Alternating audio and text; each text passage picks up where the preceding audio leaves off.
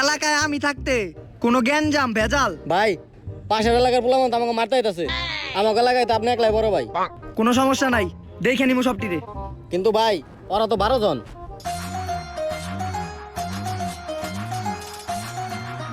কোনো প্রবলেম নাই, ওই রকম 10-12 জনের মায়ের আমি একাই খাই।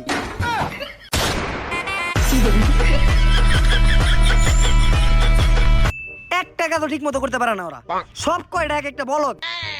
কিরে দোস্ত, হঠাৎ করে তো খেপে গেলি কে?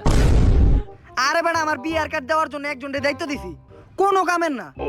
কেন, কি হয়েছে? আরে বেটা, আমার বিয়ার কার্ড আমারই দেয় নাই, এখন আমি আমার বিয়াতে যাবো কেমনে, টেনশনে আছি। বেটা সরে না যা পাগল।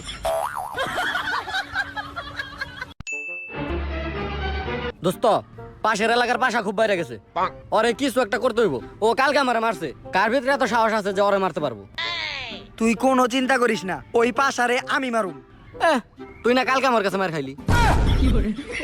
আরে তোর কাছে মার খেতে কি ওর কাছেও মার খাবো নাকি? তুই আমার কাছে মার খাইছস মানে ওর কাছে মার খাবি।